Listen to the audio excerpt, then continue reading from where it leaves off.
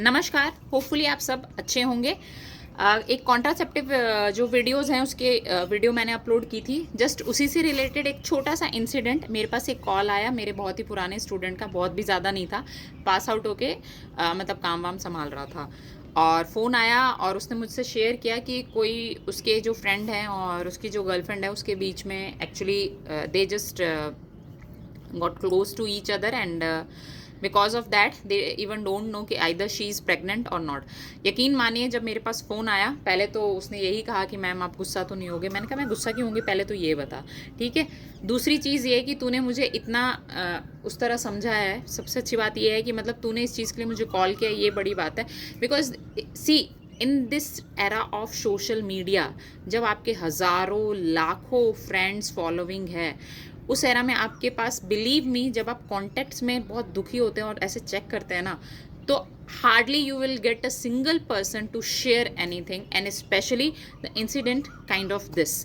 And उस time उसने मुझे कॉल करके जब इंसिडेंट शेयर किया, फिर मैं उसका ये था कि भाई he can not, they can not go to doctor because reason being कि सपोज कोई जान पहचान and hospital is full of many people who know already know each other and know many people. तो इफ़ समबडी कुड कॉल और like that, उस case में उसने मेरे पास कॉल किया। मैंने उसको पूरा, क्योंकि इसके पहले की जो वीडियो अगर आप देखेंगे तो ये गॉट टू नो कि मेंजरेशन साइकिल से कैसे हम रिलेट करके नेचुरल कॉन्ट्रासेप्टिव मेथड को फॉलो कर सकते हैं, फर्स्ट थिंग।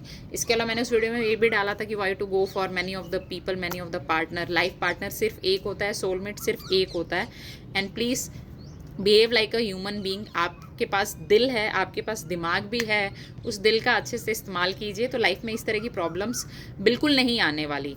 हालांकि थिंक इज़ दैट कि उसके कॉल, जैसे उसने कॉल किया उसने मुझे सारी चीज़ें बताई, मैंने पूरी इन्फॉर्मेशन ली उससे, और पूरी इन्फॉर्मेशन बताने के बाद मैंने उसको क्लियर कट बता दिया कि it could not be possible. Reason being कि जो मेंसेस जैसे जो ओवम फॉर्मेशन होता है वो ओवम फॉर्मेशन नहीं था and that's why she is not pregnant.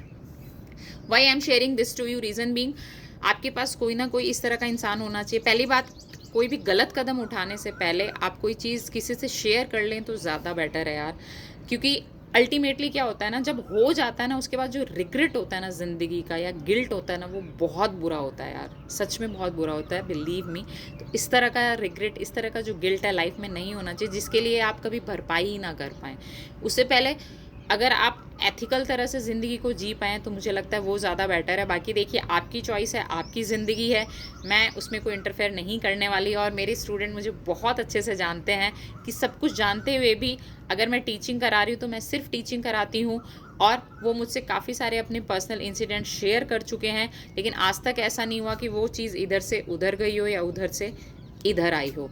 और यही मुझे लगता है मेरी ज़िंदगी का, मेरी लाइफ का अचीवमेंट यही है कि बच्चे मुझसे उस तरह से अटैच है कि they can share anything. And मैं बच्चों को हमेशा बोलती हूँ कि शायद अभी तुम्हें रियलाइज़ ना हो, नॉट सारे बच्चे, कुछ कुछ बच्चे, लेकिन आज से 10 साल बाद तुम्हें कभी लगे ना तो ज़रूर याद करना कि देयर इज़ वन, या वॉज, जो भी है, Yogita. So take care of yourself. Thank you so much. अपना ध्यान रखिए। छोटी छोटी चीज़ों का ध्यान रख कर ही हम ज़िंदगी में बड़ी चीज़ें अचीव कर सकते हैं। Thank you.